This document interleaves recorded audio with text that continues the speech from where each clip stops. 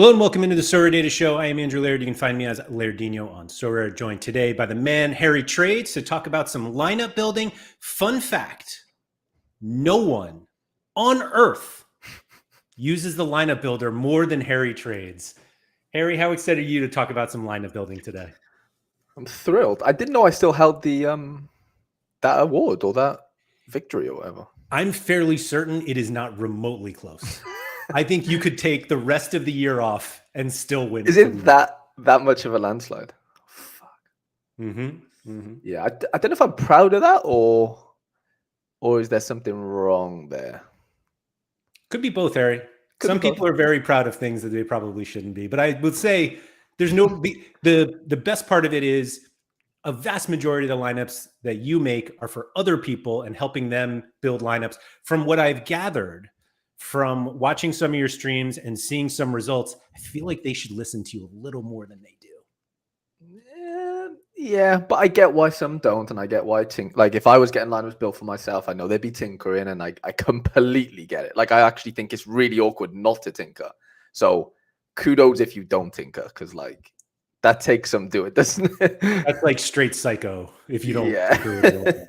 Anyway, thank you to everybody for coming in, especially those who are in early. Apologies for the technical difficulty. Shout out to Frontier Fiber Communications for not only cutting my internet when I didn't need it cut, but then trying to sell me on buying more of it. But anyway, Tom Brimson, 4 hours early to beat Bob, Major NFT, and of course, Bob Franklin on the podium congratulating Tom there. So way to be. ZM Star, what's up? That's right. If anybody hasn't caught Sorare Homies, new episode this Friday. I have no idea who's going to be on. And frankly, I was going to ask Keith. And sorry, for those of you who don't know, Sorare Homies, new Sorare-ish podcast with Gator Guy, talking to somebody from the community. I was the first guest last week. And yeah, talked a little bit about how I'm ending up here. And I was going to ask who was on this week. And I'm like, no, I'm going to go. I just want to be surprised every single time. So Keith, if you're listening, please don't tell me. I know some of the people that are coming, but I don't know when. And so, yeah, anyway. What else we got here? Oh, man. Zwedge. Gendadski. Zwedgen Gedstad. Man, that one's the worst I've ever seen. Worst attempt? Like, no, like just the worst. The toughest one. In the nicest way possible. Yeah, that's a really tough one. So I apologize. I hope you have like a really short nickname, and if we could use that. Zwed. Yeah, that's what I read. Come on. Yeah. Sorry. Anyway, Rob, what's up? Limited whale 5%. Huh. Not quite podium, but I'll take a box. I like that line. Bob TV looking for food. Stefan, Sorare Burrow, Super Totoro, Tuggy, what's up? Roberto, hey everyone, perfect show to start with the first of multiple drafts of the weekend's lineups. That's right. Although you could be like Harry and you could make all your lineups and then just delete them. Psycho. Psycho business. Crazy. I do get the hesitation of trusting like a tertiary draft for the export button. So like, yeah. But again, I feel like you should try it out just maybe. Anyway, Jack P, what's up? Footy Woody. What would you read that as just Footy Woody, like it rhymes? Yeah, maybe. Yeah, I don't know. Ian, what's up? Ricomon. Did they cut your cable after all? It feels like it. It certainly felt like it. Anyway, Juju, what's up? Bennett said Sorare owns and controls Laird's internet. Yeah, it's not everybody else's. It's just mine. Wall Street wants me back. They definitely do not want me back. DNP Donkey, Harry read this to me as I was failing to get my internet to work. Hit the like button to power the stream, which is a really good one. ET's finger has limited bandwidth. That's a good one too. Deco, did I pull a hammy after the jump? I didn't jump 44. I don't even know if it was 43, Harry, to be honest. I didn't actually measure it, but it was higher than what I did last time. I think last time was 42. So it might have been higher. Who knows? Leader Guide 231 is a good one. Patago said, I still have to finish the podcast from yesterday. So you're welcome for the extra time that you got to do that. Bazzer, what's up? Saying hello to everyone, wherever you are on the map. Dobra. Mikey Baston can make this one live. What's up, Raul? Thanks for coming in. Footy, what happened to 6 p.m.? Yeah, internet happened, or not lack of internet. Yeah. Steven said, Harry, you'll be proud to know I used your Castro Montez card in a winning lineup. Is that from a giveaway? Road to Glory? I won it from a rival's box. No, Stephen bought it off me. That was like, that propelled the Road to Glory lead. Ooh. Yeah. I like that. Let's see. Yeah, I agree. Gator Guy, excellent host for those. Yeah. Let's see. Braden, sorry, just trying to catch up on everyone. Peptetta, greetings from New Zealand, Narky. Way to go. My dog is having puppies, so I'm up at 4:50 a.m. At least I can catch the stream. I mean, if you're going to do something at 4 o'clock and I'm nearly 5 o'clock in the morning in New Zealand, watching the stream is it. Lionel, do you think this is the GOAT? It could be. Could be, right? I mean, you don't play football anymore after you saw that Saturday. Earlier retirement. So I know that there are like truthful jokes about how little he runs during matches. But my favorite moment of the entire match, which just proves of how he literally had the worst game he's had. Like, I think it was his lowest starting score. I don't even want to look, but I bet it's like his lowest starting score ever on Sorare. Potentially. I don't think I recall him having, I think he ended on negative AA. And so I literally couldn't tell you the last time that happened. I will say that the goal that they scored was because of him. He got like we call it the hockey assist. It was like an MLS assist, but he basically just like ran through 5 guys, perfect pass to Jordi Alba, who like pushed it in. Let me see here.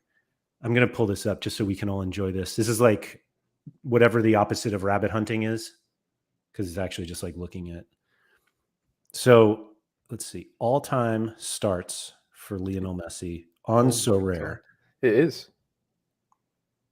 Worst game in the history of Sorare right there. So anyway, opening kickoff, Miami have the ball. I don't remember if it was Suarez or whoever it was that was like taking it.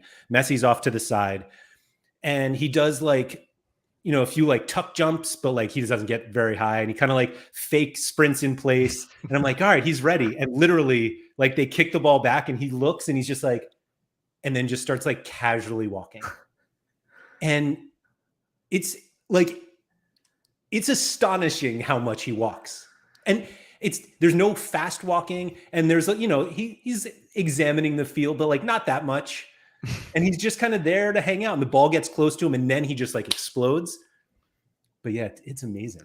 It is wild. He's the only one in the world that does that. No one else does that. Literally no one. I don't think. I mean, nobody else could get away with it. No, I guess if you're going to get away with this, it's obviously in the MLS. But even still, like Lucho's getting really bad at it. Oh, is he? Yeah, like he's got the Messi gene, but and not just height wise either. But like, yeah, Messi. I mean, he deserves, like, he can do whatever he wants. But like, it's just funny just seeing it, because nobody's ever going to say anything. Obviously, like, it's just impossible to say anything. The other funny thing that I saw was, so like everyone was there, basically everybody was there to see him.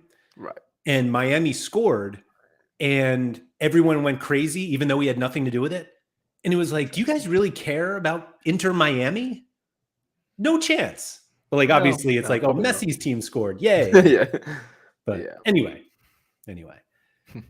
So Harry, I captained Lionel Messi last week, despite playing against my fake favorite MLS team.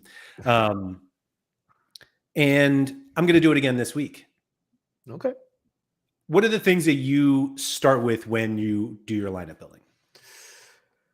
I mean, the first thing for me is it's obviously competition. So it's, if I sort of fast forward to the end of the game week, where do I have wanted to have won, basically, in the in the best places in my gallery. Right now, I'm only playing in season in a limited amount of places compared to Classic, as is probably everyone for the majority, unless you've just got a completely new in-season gallery.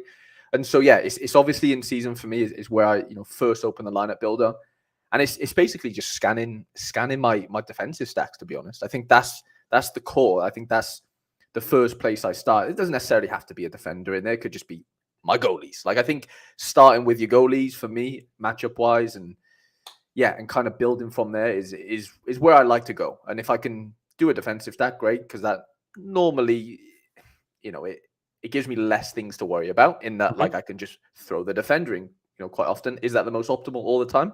Definitely not. It's going to depend on the gallery, of course. But yeah, definitely start with my defensive stacks, and then I kind of just build from there realistically. Yeah. I think I do the exact same thing. So I'm glad that we're on the same page there, mostly because I think I consider goalies to all be the same. Like, I don't really care if they're good. If they have a higher chance for a clean sheet, then I'm just like, yeah, you're the best one. I know that there are bad goalkeepers out there, but they're generally that's generally reflected in their scores. And if they're that bad, then they wouldn't be that heavily favored anyway.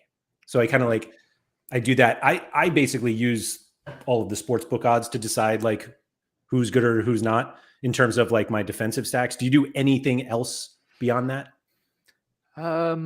I do like to look at whoever the opposition is. I will go in on, I'll just click through them on Sorare data, and it takes me straight to their page. I go into formations, I think it is, and then I'll just look at like how many goals have they been scoring in the most recent games.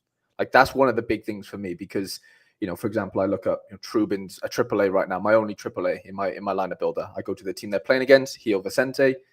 I look at they have scored in the last 2 games, 1-1, 1-1. Okay, they drew to Braga 0-0, they drew to Estoril 0-0. They don't score many goals. It's either going to probably be 1-0 or 3-1, 5-1, like whatever, right? Yeah. There's a decent chance they're probably going to score a goal there, even though the clean sheet odds are the highest in my lineup builders right now, 54%. You do have to take that into consideration because if Trubin concedes, looking at his past scores, which I think is, for me, a massive thing, especially with forwards, which we'll get into, but like if he doesn't get the clean sheets, like all I'm seeing here is 5 AA, 5 AA, 5.2 AA. Okay, 10 AA is probably his peak, it seems like here. He can do big AA games. I'm not kind of disputing that, but like at worst, it's like a 40, and then at best, it's like 70-ish from what I've seen in his last 15 games. Like for me, I love looking at the last 15. Like I won't look at the last 5.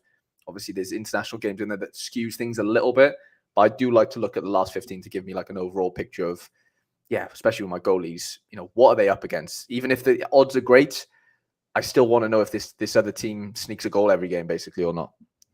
Do you use the last 15 like preference on the lineup builder to see it? Oh my God. I think you're a psycho if you don't use it. I don't understand how you can lineup build without looking at your players' last scores. Genuinely. It's worrying.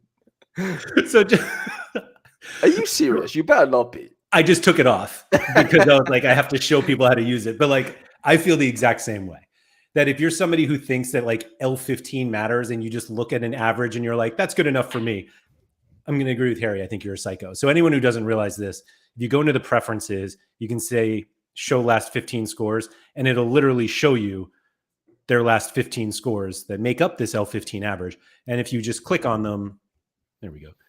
It just gives you the modal of, and you can see how they scored it. Goalies is kind of boring anyway, but I agree. It's astonishing to me when people don't use it and they're just like, oh, it'd be cool to see. And I'm like, oh man, just please don't do it. Or please do it. KB said, I don't have it in the lineup builder. I always look at the players page individually. FF Thinker, where the hell has that been? That has been there for like literally 2 or 3 years. Right? Yeah. It's there. Yeah, so that exists. And this is a Daniel said, do that death threat from Harry. I will tell you.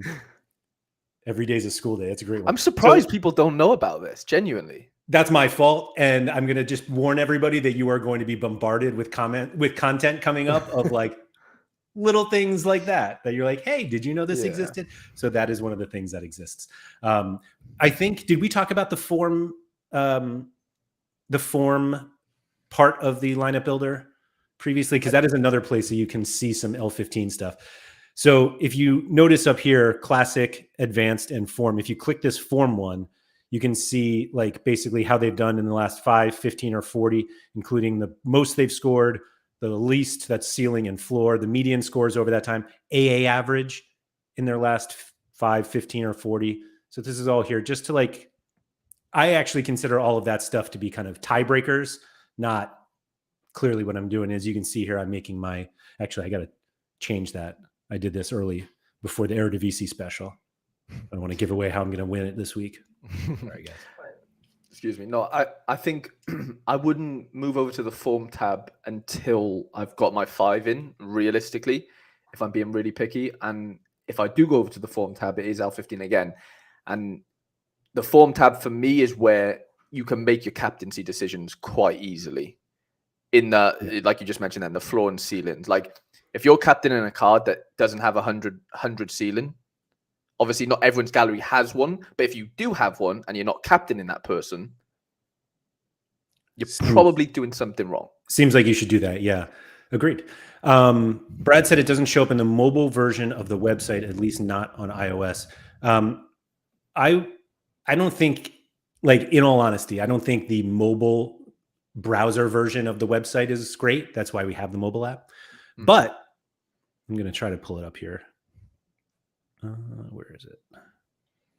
If you have your line, there we go. So everybody who uses the lineup builder knows what this looks like. If you hit that stats, where is it? Right there. And then you can see the last. Sorry, I'm trying to do this backwards here. No, I can't. Oh, wait, sorry. Last games. And then you can see all of them there. But I agree that's not as easy as what we have on the desktop. But like obviously the desktop site, it's a humongous screen. Usually you can see a lot more than what's just on the mobile app. Anyway, so Harry, I do the same thing. I start with goalie, and I will even say that depending on how good my goalies are, that determines how much I'm willing to FOMO into a card or degen into a card that may fill a lineup. 1,000,000%. Especially the extra player, right? Like if you've got everything else set and you're not fancying anything in your gallery, for the extra position, and you just go over to the pick score and you let that normally do the work, because yeah, of course it's nice to manually go in and scout and stuff. I think that's, fun if you've got time to do it. But the pick score for me, when it does populate after a couple of days, ideally, because everything's sort of set out then and projections are kind of in, that can be like, insanely useful. The downside of that is, you're not ahead of the curve at that point, right? Because people have already seen it, and prices might have inflated at that point. So I'm not saying don't go in early, because there's definitely merit in doing that. But at that point, like the gems might not populate right at the top, right? It's hard to explain this without it being on the Yeah. So I totally agree with you. And even just not even in the lineup builder, but so I used to think that this was like a reasonable trading strategy, is to look at like who the top pick score players are for the week. And there's Maxime. Let's go. All right. And just be like, I'll just, at some point, somebody's going to be looking for a AAA. Let me buy them on Tuesday. And then by Friday, they'll want them. The problem is that, especially with midweek matches, like we get more data that comes in. And when we get more data, then the pick score is recalculated. And so a player that was a AAA early in the week may be like AA later. And then it's like, nobody wants to buy this guy now. So just something to like look out for, because particularly with like Champions League or Copa Libertadores, whatever we have midweek, it is included in the pick score. It's not like overwhelmingly different probably. But the other thing to remember is pick scores are player and competition dependent. So if other players increase based on what they've done midweek, or their projected lineup goes up and yours doesn't change, yours will actually drop, because again, like they're moving up while you're staying the same. Anyway, somebody asked the question here. Where did that go? How often, in which time span, do you need to score 100 to be considered capable, in your opinion? I mean, the caveat to them not having scored 100 previously, like if they've scored 90 odd, I can get over it, right? Like it doesn't have to be 100 on the dot, obviously. And it's massively dependent on the matchup that week. Like just because they've never scored 100 before doesn't necessarily mean they'll never do it, and not do it that week that, they've got that on paper smasher matchup that specific weekend. But yeah, I mean, in the minimum, like if they've not scored 90 or above in the last 15, I'm a little bit worried in that, like, they just might not never be considered as a captaincy. Now, like I said, not everyone's going to have those type of cards in every gallery. Like I completely get it. But if there's cards in your gallery that have scored 90 plus in the last 15 games, and they have a good matchup that this specific weekend, you're probably going to want to captain them unless there's anything else in your 5 that obviously stands out. But I think, yeah, for me, it has to be the last 15 at a minimum. Last 5 is great. Like if there's a couple of hundreds in there, a couple of high 90s or whatever, then, that's amazing. And yeah, I think doing that, displaying the L15 and going in for me is really key, because like Rusnak, for example, he hasn't had a DA in the last 2 games, right? But if you go into that 48, well, he had a penalty miss and 2 big chances missed, right? So yeah, I know it's sore, and then the most recent game week, 20 AA, which is fine. 5 attempted assists, like those turned into key passes, assists. And one thing I think we used to do it really well, I think, on looking up with Laird, that I don't know how to actually get the sheet up, to be honest, so you're going to know better than me. But remember, we used to do it for Somerville. Like he had the stupid amount of big chances created, and like, it's not getting the DAs is not an indication of like they won't get DAs soon. Sure. I think I remember it was Somerville, and it was like he had like 5 or 6 big chances created in the first couple of games, and you were like, he's probably going to pop at some point, like quite soon, and he just did. And it's just like, I think it was actually a combination. I think he had, if I remember correctly, he had like 5 big chances created and 5 big chances missed. Oh wow, was it? And it's like he was so close to having like huge scores, right? And then he did. Like he had like crazy high scores for a long time. And yeah, right after I sold him. Yeah. Somebody, where was that? Oh wow. So there was a comment before. Apologies. Somebody was like, just basically that. Like they're okay if they look and they have the AA, and there have been some like recent big chances missed or big chances created.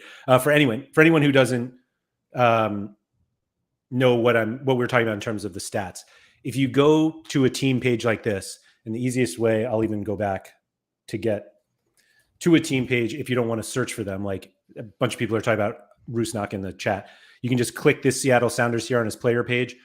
And if you go to the stats page, these are all the stats from the last 5, 15, and 40. And I literally just scroll over big chances created. Rusnak has 7 in his last 15 games and 4 big chances. Oh my God. Wow. And 2 pens missed. Jesus.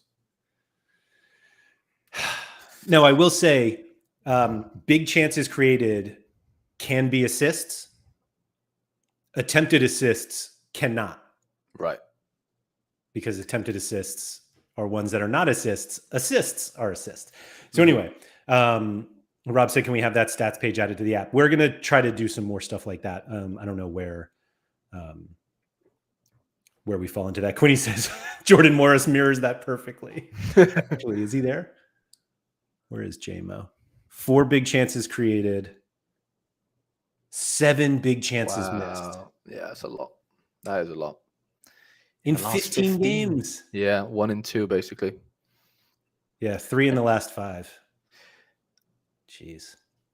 The one thing I've forgot to mention right now, on topic of captaincies, is I know everyone's probably sick of us saying it, but like most of the time they're probably going to need to be taking set pieces for me, because that's probably a given maybe, but I'll very, very rarely captain somebody that I won't captain somebody that doesn't have set pieces of some sort, whether that's a penalty taker, whether that's just free kicks, corners from one side, whatever. They have to be in and around something of that sort, because otherwise I'm not saying cards can't get to 100 points without it, but we just know they're just way more capable of doing so if they have those type of things. If they're in a dominant matchup that weekend, of course, sometimes it might not matter, but like most of the time it does matter. And that is where you're going to get these 85 to 100 scores, is if your players are in dominant games, on dominant sides, in good matchups with those type of attributes, because that's just how the cookie seems to crumble a lot of the time. So there's like a huge emphasis on set pieces on this channel. Yeah. And one of the biggest reasons is usually that player is in a better position to get usually assists. Free kick goals don't happen like that often. But like every corner they take is an attempted assist possibility. It's a final third pass. Plenty of them penalty area entry. Thank you. Plenty of them turn into assists. And if you have a player who's getting all those opportunities, like your upside is just so much higher. So I agree. I think that's exactly where I am. Rikoman said, I normally sort the player rankings by AA instead of L15 as I prefer to get players with good AA and not just rely on DAs. You can do this in the lineup builder for your own players using that form tab. Like you can literally just look at Jimmy Maurer as my top AA score here, 32.8. But, oh no, that was just, goalkeeper. Although he's probably 32 is a lot for there's L40 too. But like, this is just a way for you, if you want to look at your gallery, this is my training lineup. So like every card I have should be in here. And you can see, if you want to sort by AA, again, this is AA over their last 40. Shout out to Ki Sung Yang, who's probably never playing again. And so that's just another way for you to like kind of get an idea of like how your players are doing. Yeah. And most players who score 100 points aren't doing it with just with just DAs. So yeah, man is completely correct. You are going to need cards that can do 2 or 3 DAs and 20 AA. Basically, that's how you're going to get to 100 most of the time. If it's like a midfielder or a forward card, and yeah, like defender cards that take set pieces are something that I'm quite fond of as well. They're obviously quite rare for the most part and quite expensive. Busagli's probably the anomaly there. Like he doesn't do that. He's just obviously on a very dominant team and just passes his life away basically. But most of the time, like if I can fit a defender in that has set pieces as at home and all those fun things, then I'll try and get them in. They are definitely captainable as well. Like we know Trent and he's obviously the biggest proponent, I guess, for that. But like we haven't even mentioned like home fixtures, Gator guy and things like that. Like I'm in Camp Gator. Like I love a home fixture. I think everyone does realistically, especially for my outfielders, especially for my cards that like a not goal dependent, but goal capable, assist capable, high attacking stats. You kind of want that to be at home. Like that's kind of where it just happens because the odds are normally in the favor of the home team for the most part. And just good AA can happen from that as well as DAs. Yeah, I think I think Gator Guy's argument began as an MLS argument because the home and away splits for MLS teams is so drastic.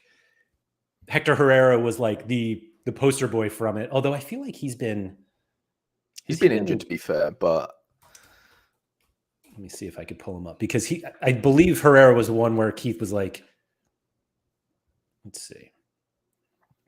We'll just do all of his Houston starts. So at home, Atletico Madrid. So at home starts, Hector Herrera averages 70 points. Wow.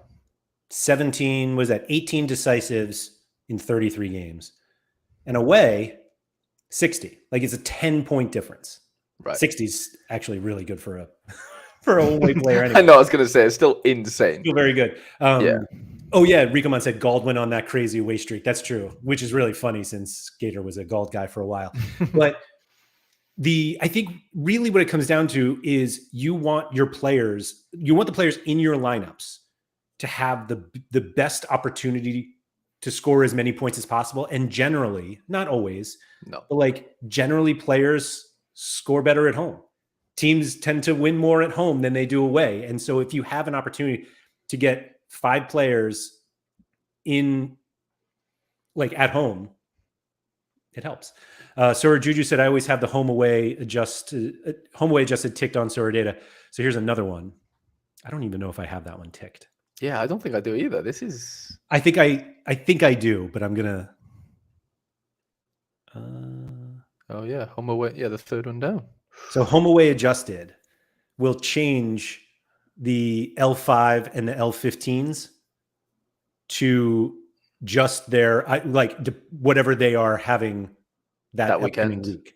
Yeah, so Douglas Santos here is away, and so his L5 away is 75, which is absurd. Just better.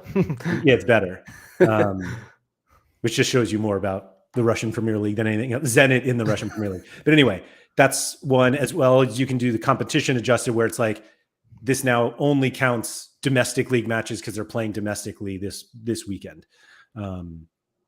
So just something, just another thing to look out for. That's funny because I definitely thought I had that selected. I'll be honest, I'll put my hand up. I've never seen that one before. That's a brand new one on me. There you go. I like it though. I like it. Rigamonti Gator guy literally sold him because of the away run and then he smashed. Let's go back to that. Because you're right. It's exactly what he did. It was like the most unprecedented away run I've ever seen. So the other thing about player pages here. So when you go to the score tab, it's all of their games, obviously. If you take off the home tab, the ones down here will just show the away games now. But like, yeah, this was the run right here. 78, 91, 86, 62, 88, 48, 99. That's bonkers. All away. That is impressive. Really impressive. Just spitting in Keith's face. I think one thing I want to mention before I forget is I slightly mentioned it earlier, but form for me with forwards is like everything.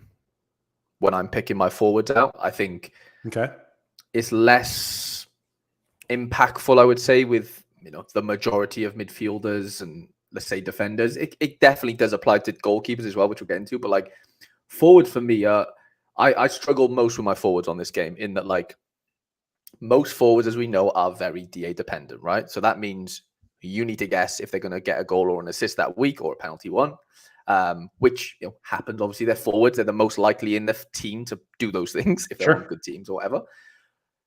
But the sort of caveat to that is you can kind of cheat your way into that in that like you can get forwards that have good AA, which means then you're way less dependent on the decisive nature of that position. And that's why cards that can do both that are forwards are more expensive. I know I'm sort of like everyone kind of knows that. I'd like to think, unless you're very new to this game.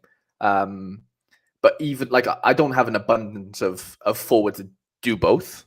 Like I'm not in a luxury position where I have 6 Messis or whatever. Sure. Like not many do. So it does come to a place where I do need to rely on cards that are just DA dependent for the most part. I'd say anything above 10 AA for a forward is like quite good.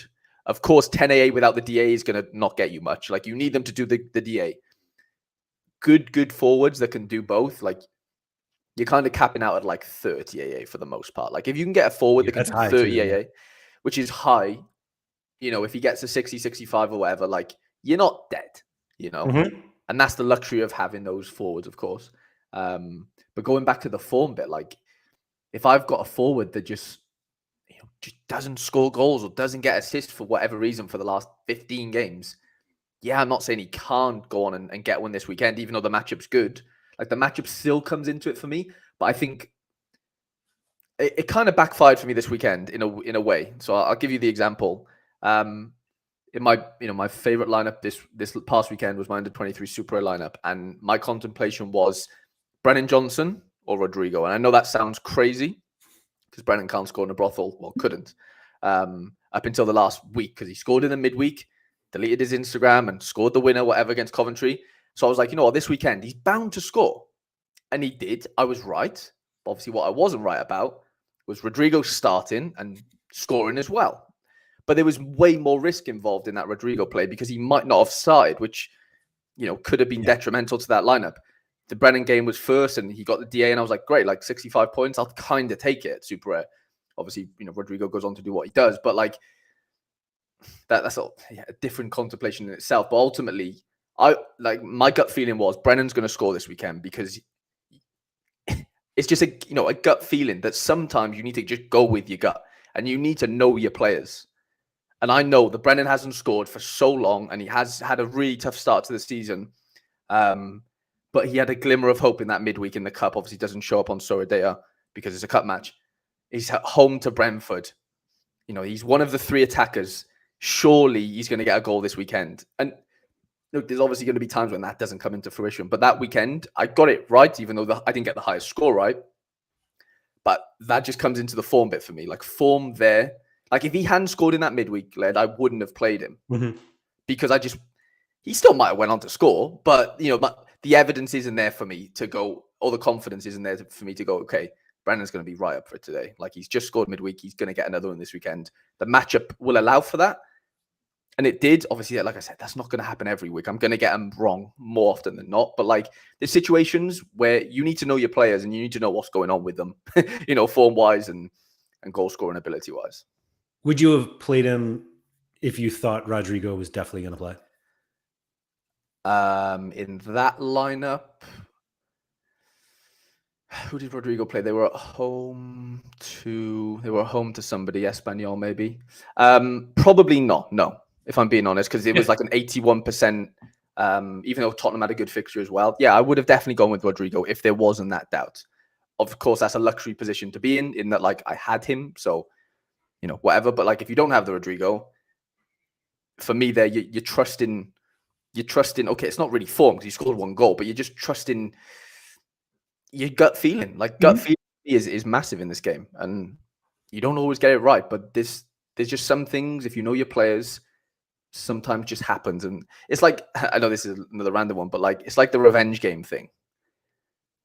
I'm a massive revenge game guy, and I know you are as well. And it just happens. Like, there's some things in this world that you can't explain. And the revenge game DA is just... It's great. Yeah, it's really amazing. Great. Like, it's insane. I was going through some of the players. So I have this... I don't even want to bring him up, but I'm going to.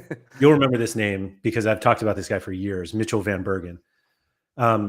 This is exactly the kind of forward you don't want, because he ends up having like not great AA. We were talking about like 10 AAs, 13, 8, 8. Like, it's not bad, but like, oh man, he had a big chance created. I didn't even realize that. I was going to say, this guy's never remotely close to a decisive. Like, look at this score graph.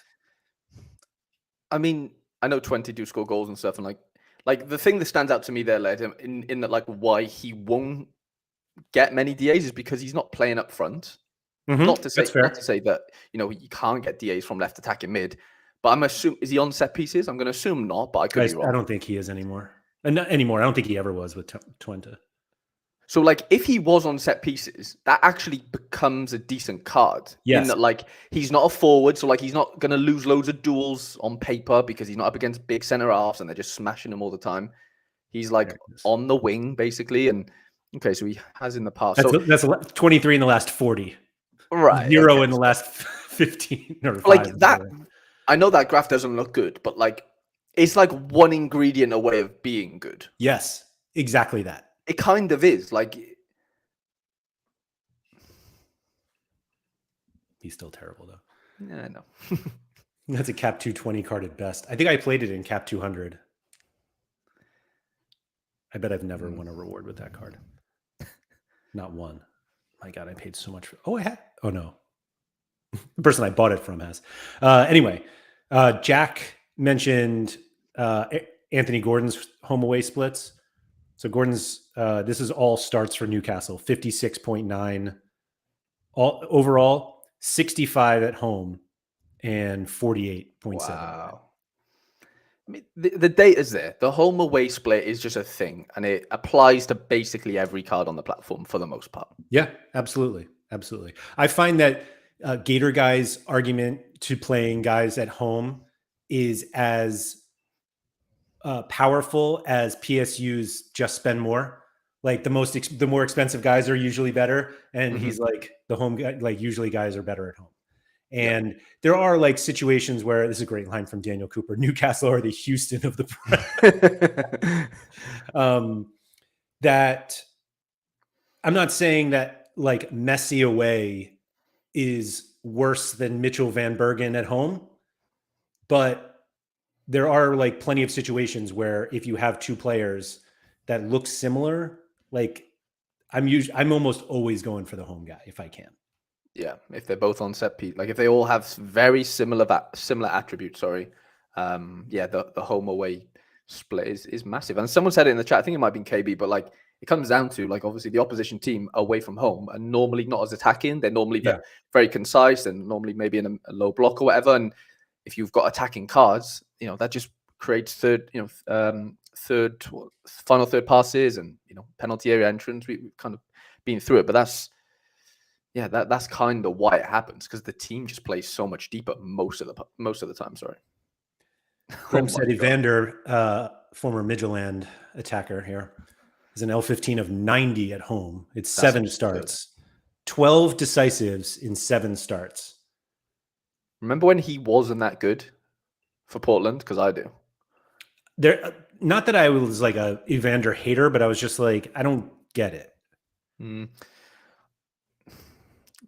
Like he was like, he didn't break 100 up until like game week 413, 417.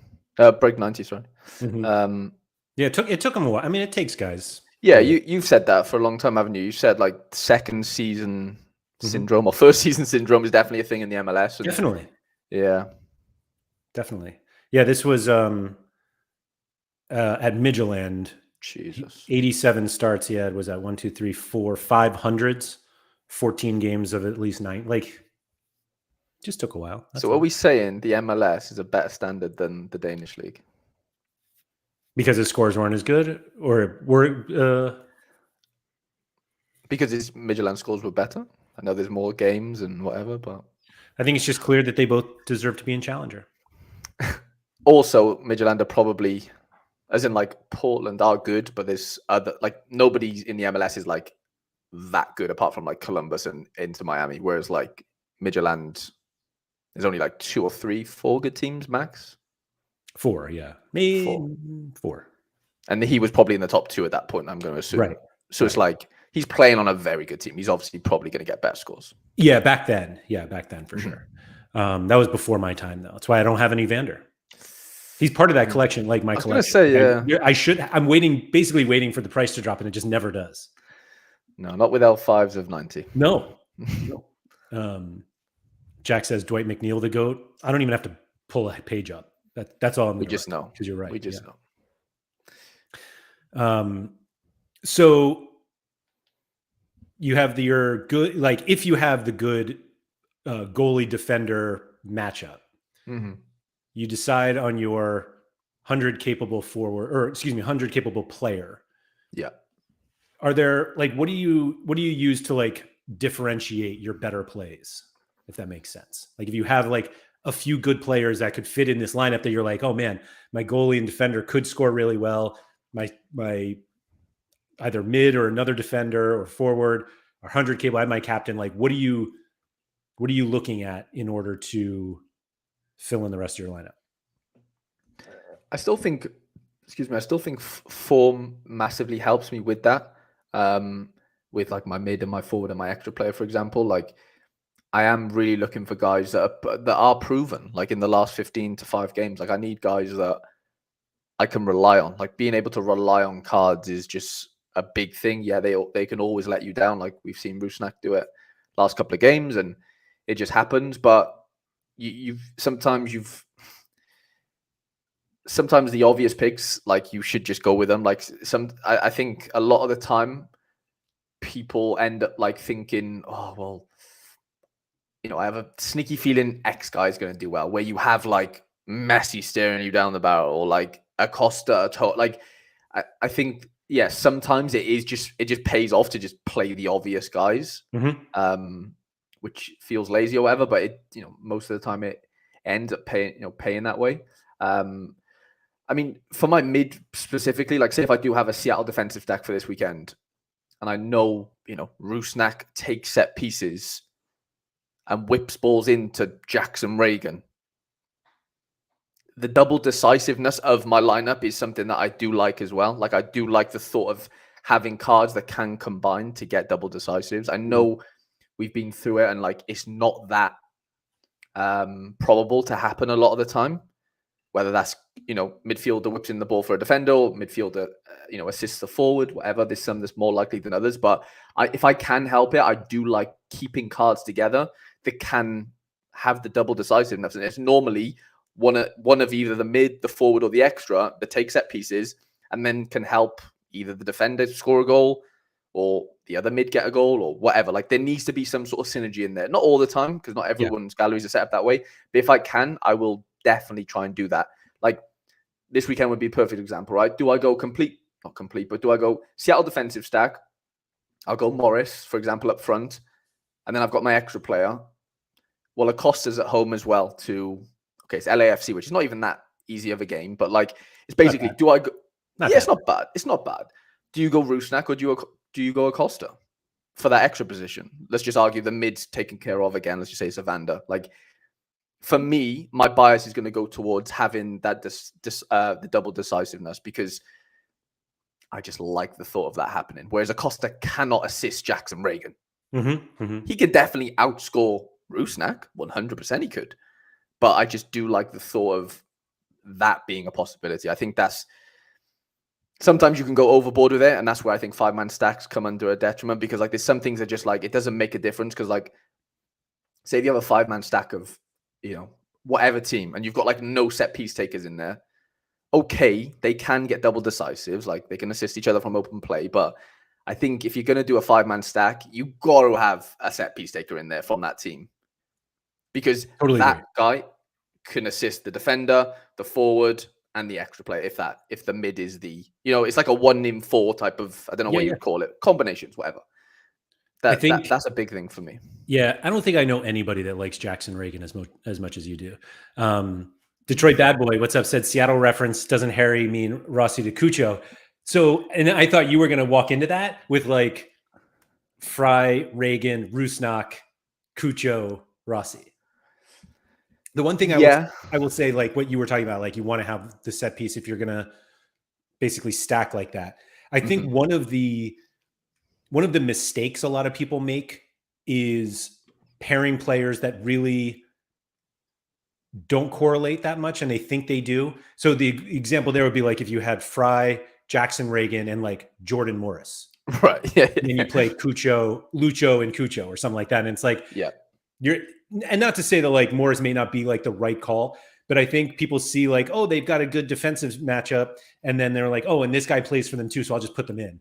And it's like, I think people tend to overstack because they're just like, I know they're all going to play or like that, and you don't necessarily need to do that. And like, I'm guilty of it myself of just being like, oh yeah, I have, my goalie defender combo. And it's like, oh yeah, here's like a holding midfielder. I'll throw him into, and it's like, it doesn't do a whole lot, but I got to work on that myself, I guess. Yeah, it happens. But yeah, you're right. That defensive mid is just so uncorrelated with that centre back because they don't both get the clean sheet, even if, what I'm saying? Like you're playing the defender because they're going to get the clean sheet with the goalkeeper. That defensive mid, your midfielder, if he's not on anything, like the chances are he's just not going to assist that defender. Right. Which is fine. Like, whatever. But like, don't think that he could because he's probably not going to, Daniel said, I've probably played Fry, Reagan, Rusnak, Cucho, and Rossi about 10 to 15 times this season, which I'm sure works out very well. Enrico Munn said, me literally putting Fry, and Morris in a draft team. But I say this, though, with Seattle, they absolutely screwed me a few weeks ago where they played San Jose at home. They go 1-0 down in the first 10 minutes. And it's just like, that was the god matchup of their run because they've had like a really nice home run.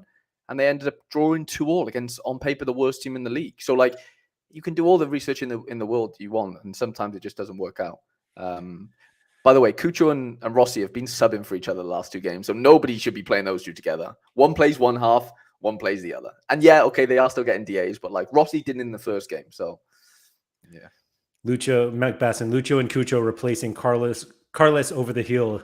Is that analogy shows how times have changed. Let me see because Rossi and Cucho, let me see here. Like they still score so well together, even though they're not playing with each other that often. Oh, obviously 100%. This one is because like if Columbus are going to get DAs, we just know they're going to go through those two. Like Ramirez gets a couple now and again, but like they're so dependent on those two. Like their correlation is just amazing. Like I've tried to do it with Vinny and Rodrigo, and it does work. Like I've had multiple like double DAs from those two guys, but now you have to add Mbappe into the equation. You have to add whoever into the equation, right? But with these two, like these two are like an outlier for sure. Sure, yeah, it's crazy. Sorry, there was another. And Daniel's right. Cucho's just too good for MLS. Oh yeah, way too good. But then like I don't think he's athletic enough to be like amazing in Europe. We've seen it. Like, I was gonna say he was there. Yeah, it's happened. So like, he's good, but like I don't know. I just don't think he's athletic enough. I don't. Do they play today? Tomorrow? They play Wednesday, I think. Yeah. Wednesday. Yeah. I know. Yeah. I know the reason, but like, I'm just saying, if you've played in the last two, then it's annoying. Yeah, it is annoying for sure. Where do you fall? Like, how many players do you think you have? And I don't want to say that they're like matchup proof, but we've all had this situation where we have a player that we really like. We probably paid a lot for them, and you have like that one spot left in your lineup, and you know that you have another player who's at home, bigger favorite, but they're not like your superstar player. Like, how do you deal with those situations? Because I definitely overplay some of the superstars I have because I just want them to be good. Carlos Heal's probably one of them that I like overplay because I'm like, oh, it's Carlos Heal. And then I inevitably have to get the DM from Sean on like Monday where he's like, he still had 22 AA. And I'm like, yeah. And he scored 55 points. And like, I need more than that. Let's see. Yeah. Against Charlotte last week. And we should also include that New England have been horrific this season, like easily one of the worst teams in the league. But it's like tough to get excited over a player who used to get DAs fairly regularly with his 30 AA. And now is just like, I'm not going to call him dust, but I'm also not going to make an argument against it. I mean, he's too busy doing handbags with his teammates, isn't he? It's a good point.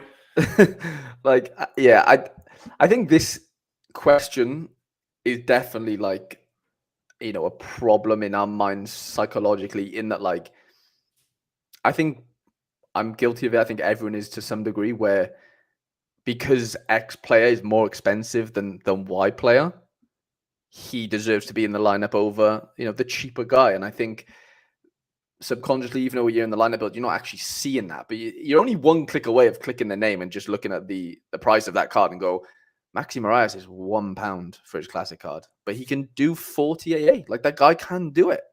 Doesn't matter where.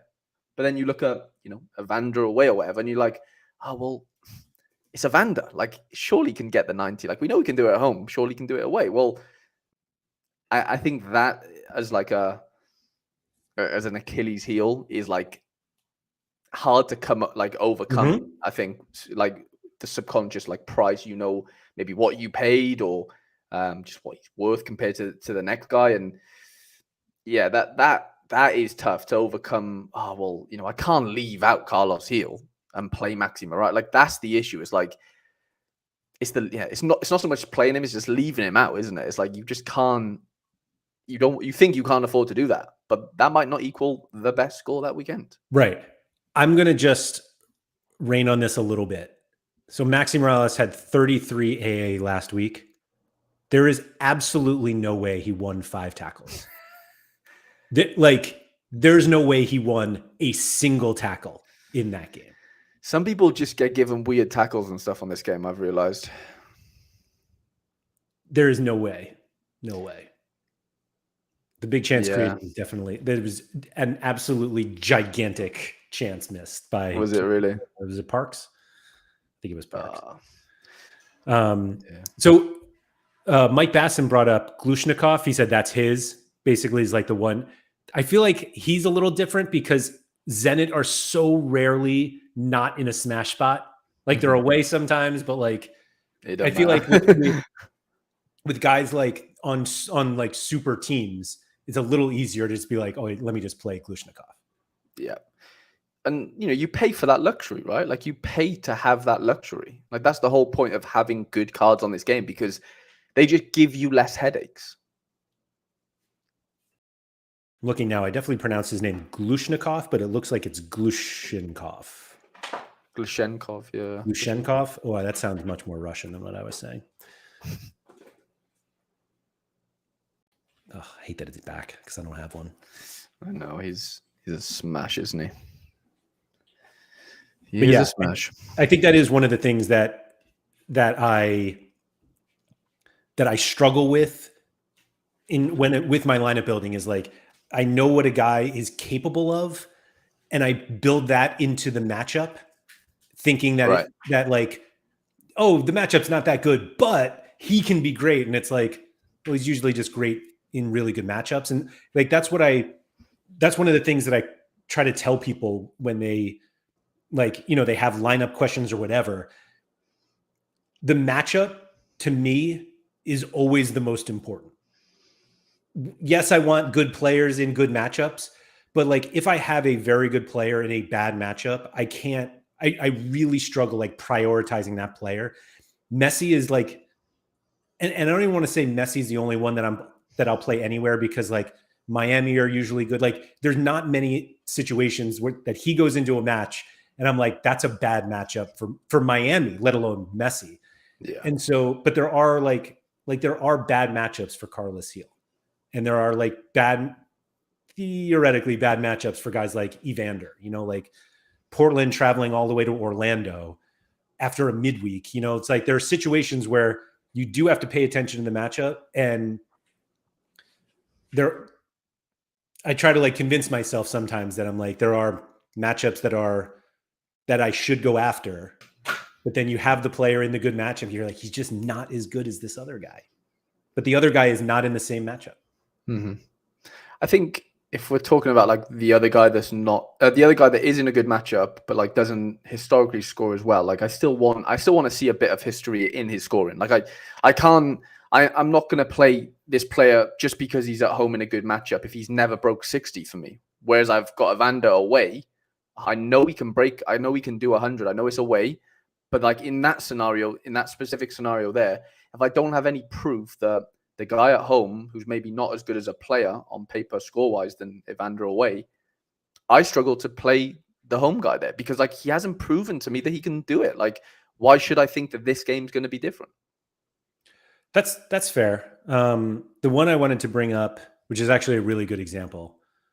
Rob says Barco is the guy now, is that man now. You captain every game week. So I have a Barco, and he was away to Zenit one week. And I'm like, he's awesome. He scored 82, 100, 67, and 100 before he played Zenit. Right. Do you play him away to Zenit in a priority lineup that next week?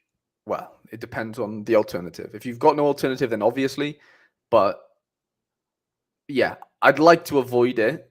But it all depends on who I've got. If I don't have anyone at home who can do 75 plus, then Barco's going in because I just know, despite the matchup, despite he's playing against Zenit, we still know he could do that. He could do 75 away to the Zenit. I don't know what he did, but I'm sure he did okay, didn't he? Just the 24 AA.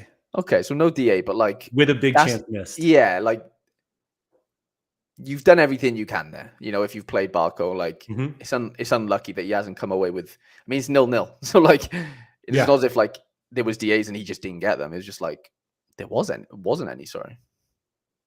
Outscored Wendell. Yeah. Okay, they had a man sent off. I don't know when that was, but let's see, 62nd minute. For... But like you don't know that beforehand. Of course, exactly. Shout out to Douglas Santos getting a late yellow. It's the worst. But yeah, I think that's like my biggest struggle is like who am I willing to play in a bad matchup if I have somebody else who's not as good but is in a much better matchup. 100%. Usually set pieces takes that change to me as well. Like if my guy in the great matchup has set pieces, it's a game changer. Like actually. I'm now starting to think I'm not overrating set pieces, but I'm going to start over relying on them. And I'm going to buy 2 cards today. I'm almost certain of it. I've told you who they are. Both of them play in the Eredivisie, so I was going to smack them into my Eredivisie special line. But they're going to be the classic, like they have decent AA because they're set piece takers and just never sniff a decisive. Like they're more likely to get a clearance off the line than they are a goal, even though they're forwards. And I'm just like, but I'm just like such a sucker for set pieces. I get it though. I get it. I think one position we haven't really touched upon that much, but maybe we could finish on it, is like defenders. Like I also don't like playing. Like I just don't like the defender slot much. It's just horrible. Like unless they are a trend, unless there's somebody that takes set pieces and are on a dominant team, which makes your life easy, which is a luxury, of course, which is expensive, which not everyone has, then like getting your defenders right, man, is tough. Like so tough. Like if I don't have that type of guy, I'm looking for a defender that can bring me in 40 AA. Like that is my not minimum, but that's like I'll take a 40 AA defender all day long. So what is the recipe for that? Most of the time, it is the clean sheet, obviously, because that's 10 points. Most of the time, it's a double-double, triple-double, triple-triple, if, ideally. And like, this comes with choice, but like for my under 23s, because it's multi-entry now, like I've always struggled with defenders, and my like tactic now is to just buy quite a few cheap defenders, buy multiple of them, similar to like the vertical stacking or whatever that you do in some places. But like I like not thinking about my defender too much, Like I just don't want it to be a worry of mine. And it normally comes from a nice home fixture, 55%, 60% clean sheet probabilities. They don't have to be like normally I do like a centre back. Like we haven't even spoken about positions here, but like centre backs for me are just more reliable. We've seen with fullbacks that they can pop, they can do you 100 like a Trent, like a Disciple or whatever. But like centre backs for me are just a little bit more reliable, especially at home, especially in matchups where, for example, Jackson Reagan, like he loves a pass. He loves a pass. He has great passing stats, and passing stats combined with the clean sheet normally get you to about 30 AA. Mm-hmm. That's a bit of a minimum, really. That's before maybe even a double-double's been added. So the 30 to 40 AA is the sweet spot for me. I'm more than happy to take that. I think my outfit, my midfielder, forward, and extra player are the 100 capable guys, if that makes sense. And my defender, I'll completely bite your hand off for 60 to 70 points, 65 to 75 points every game week. I can't remember. Was it you and Blacks speaking about the goalkeeper and saying like, how much would you pay for a 60 goalkeeper every week? But like, I think that applies for defenders for me as well. Like I'd love a defender that can just do 60 minimum every week. I think my strategy for defenders is born out of laziness. But I had to shout out this comment here from Victor. It said the Opta guy definitely has it in Skagly super rare. So I think you can separate defenders that take set pieces from everyone else. Yeah. Because like we all want the defender with set pieces. Yeah. Like that's it. And a forward set pieces. Like you want those guys. What I have started to do is almost exclusively play goalkeeper defender combinations. And it's mostly because I just don't want to have to find another defender. And so like if I'm relying on a goalkeeper to get a clean sheet, I'm hoping the defender gets it, and I'm hoping they win big and they can just pass the hell out of the ball all game. And I don't think it's always optimal, but I'm always going to do it. Yeah. As much as I can. I mean, I don't know if I have many. I would go through my lineups, but I bet there are not that many like goalie defender from different teams in my lineups much. Yeah, I know you've recently, well, not recently, but yeah, probably over the last 6 months, like, excluded that from your gallery. Like I can't think of many lineups of yours that don't have a defender goalkeeper combo.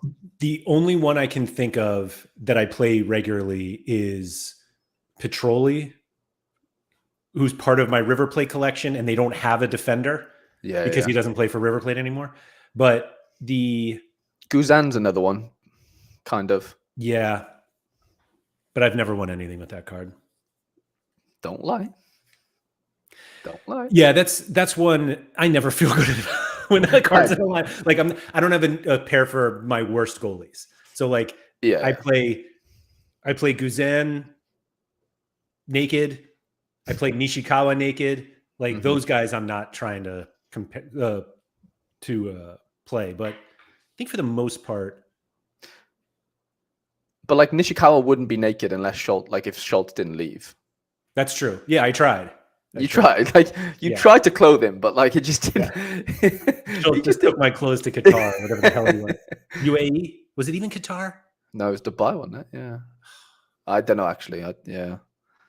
But like that's the thing. Lennon hasn't been that good, Mikey Baston. Like Lennon, we know Lennon is a good, like he can score well. Like he's shown it previously, but like I can't remember I don't know. I haven't followed him recently, but I don't think he scored many good scores like, in the last three or 4 months.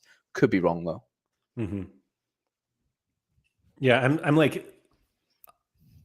I'm just gonna go through and show how I do that. Like I literally do it as more often than I not. Like Midtjylland defensive stack, Brøndby defensive stack, another Midtjylland, another Brøndby. But this game, Bruges losing 4-2 at home. But anyway, there's the defensive stack. I don't have one to pair with Stuver because Austin at the beginning of the season were terrible. And I was like, I don't want any more. I had a Cascante and got rid of it. Guzan I played naked.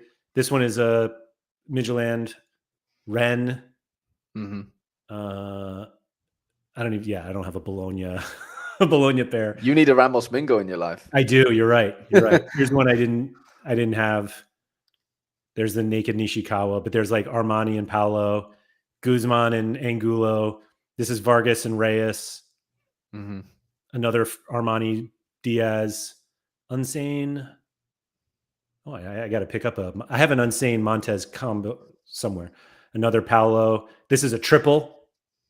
Yep. Another triple. Like there's Unsane and Montez. Like I think it's just easier for me to do it. I won this card. I almost bought two defenders from. Yeah, you did. I don't even know what team this is. Paderborn. Yeah. It was at Zetna, wasn't it? But he was in midfield. I was going to buy this guy. Oh, it's a good thing I didn't. But yeah, it's just like it's become so much easier for me. Mm-hmm. And I don't know if it's optimal, but it keeps me from not having to find other guys. Mm-hmm. Yeah. The theory behind it is quite solid, isn't it? Like they both get the clean sheet bonus. That doesn't mean they're going to be the best scoring defender that week, but it does give you a bit of optimism if they do get the clean sheet. Right. The double defensive stack for me, I only really do it if I've got like a centre back and a wing back, if that makes sense. Like sure. I don't like to do the double centre back that often because I just think they're kind of capped for the most part. As we said, fullbacks are a little bit more peaky. And so like if there's a smasher home matchup and we know, Grimaldo's playing left back, and I've got Grimaldo and I don't know, Tapsoba, whoever plays centre back now, Jonathan Tah, I want one of them to be a fullback because I know that one is like very 100 capable. Yeah. For the most part. And it's like, yeah, double centre back's fine, but I think you're capping yourself a little bit. Not to say they can't get DAs, but the wing back, if they're, of course, taking set pieces, amazing. But like for my niece collection, for example, this weekend that did pretty well on Friday, like Jonathan Klaus is the best defender because he takes set pieces. He's so attacking in that formation, in that matchup. It's perfect. Whereas if I picked one of the three centre backs that played, I'm capped. I just know they ain't going to do what Jonathan Klaus is going to do. So on the subject of like double defender, I know I get this questioned a lot and people kind of want like the data behind it, which is why I get the question, but they were like, is it better to do two defenders, two midfielders? You always comment to me when I send you a lineup and it's two forwards and you're like, whoa, double forward, huh? And I don't even think about it that much. I just was like, when I get to the extra spot, I'm like, I just want the best player I have left. It happens to be a forward, then like, so be it. I usually end up tinkering it because the forward, I take that forward out so I can get another lineup in, just making one lineup worse. But but do you think of that ever? Of like, I really shouldn't play two defenders here or two forwards. I feel like most people are comfortable with two mids and like they want data to just show that that's right. But it's like everything is circumstantial. So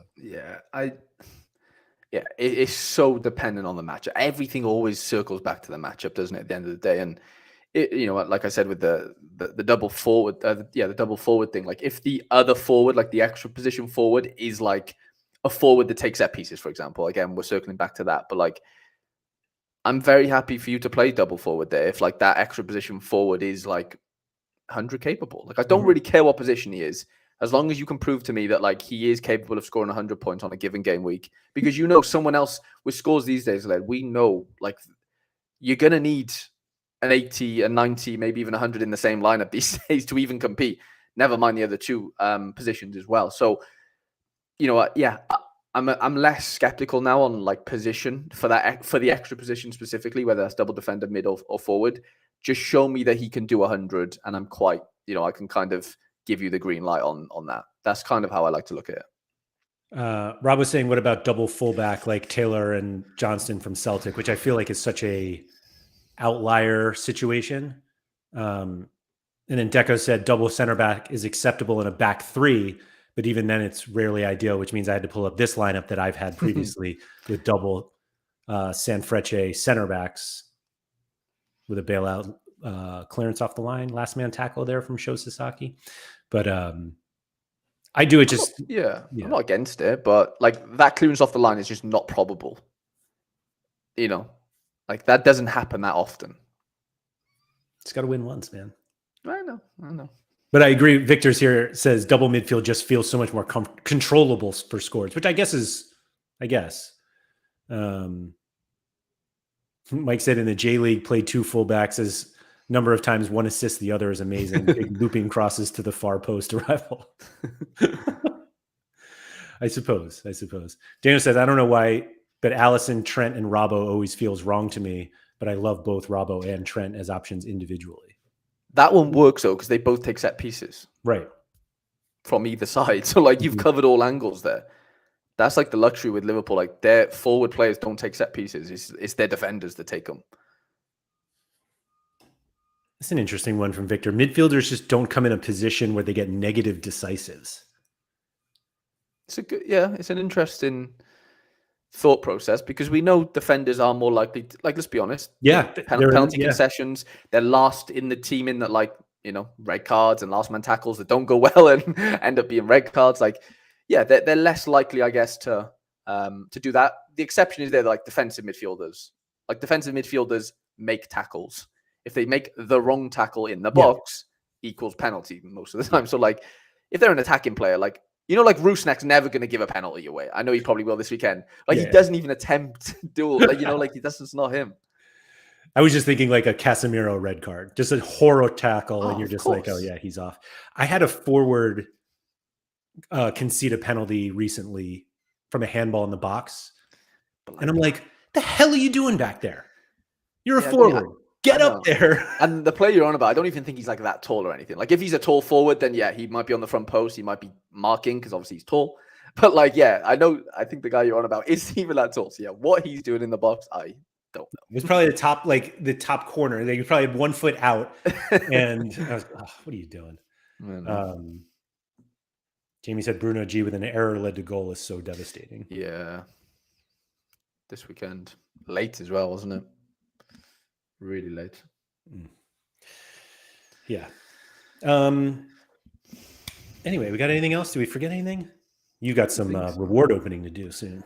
You've got some reward opening to do. You've got birthday reward opening to do. So I hope so. For those of you who are unaware, I won Challenger Super Rare Division 2. Despite having a Division 1 entry, I played Division 2 and won it. So I win a Tier 1 Super Rare. I did not look at the pool. I have no idea who's in it, but I have one player I want to win. I'm not even going to say it out loud, but I will tell you, if I win this player, I will tell you that that's who I want. I think I know who you want to win, even though you haven't told me. And I have looked at the pool, and I'm not going to reveal it. All right. You say who it is, and I'll tell you if it's the same player. Okay. Is it a non-MLS player? Let me just give me that. Okay. Yeah. I'd like to think it's the Lord. Ooh, that would be fun. That would be really fun. But it's not the Lord. It is not. There is a single goalkeeper on the platform who's super rare, like I need. Okay. And I don't even know if he's in the pool. I was going to say, I don't remember him being in there. He probably is in there, though, if I'm being honest. But I don't remember him being in there. Yeah, I don't know. Daniel, I wasn't going to open it on stream, though. Well, you might as well. Just open it right now, and then I'll stream. Is it time? Yeah. Oh, it is. Man. Come on. All right, let's do it. I have no rewards. Don't say that delay. Oh, yeah, you do. Yeah, you do. Close one. I'll just do the super rare. Okay. So do I tell everyone? Can you look away and then we know before you, and then you kind of just get revealed to potentially the goalkeeper you want? Or do you like the? I guess you like the reveal, don't you? Yeah. It's one of those things that like winning a goalie is never really that fun, but I really need one. And yeah, in your situation, you need a child keeper. Right. If you would just humor me for a second, who is so I'm not even going to get the top tier 1 because second place in Division 1 gets a tier 1. I will also say I would not have won Division 1 with my score. That makes me feel better.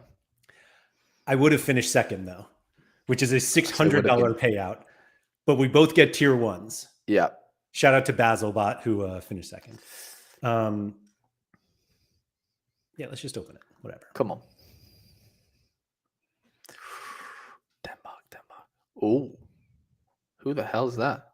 Oh, that's insane.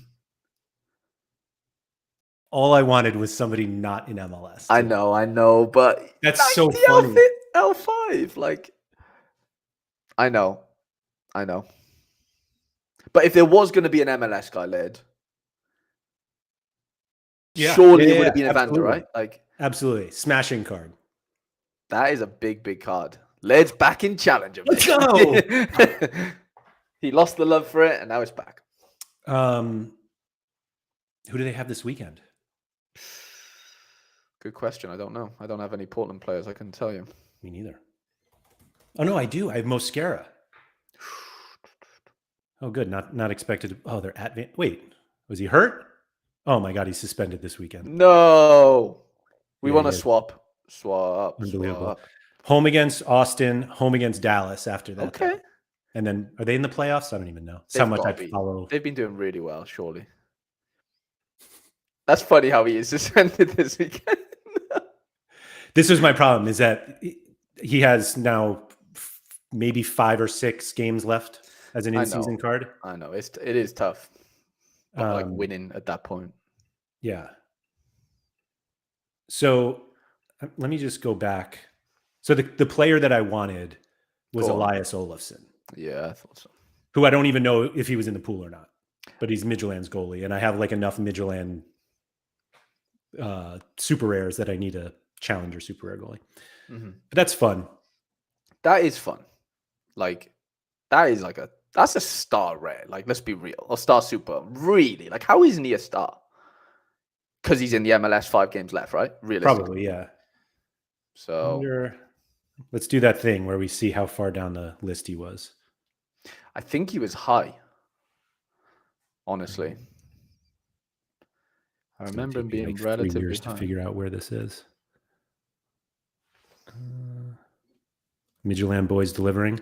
Oh no, not got a Midtjylland guy Midtjylland midfielder helping me win a former Midtjylland midfielder. That is fun. All right, let's see here. Could have used Davy Roof. So he's pretty high. I mean, so they've basically won Ciolis, Galano, Diamande, Welling Rufel, Roof. You like to think, right?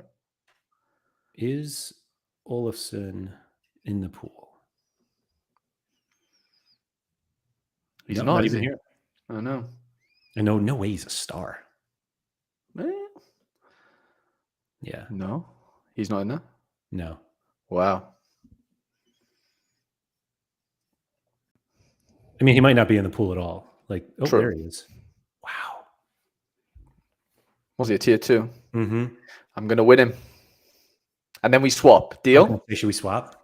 Let's do it. If I win him from the Cap 200 pool, if he's in there. Stay tuned. We'll see. We'll see.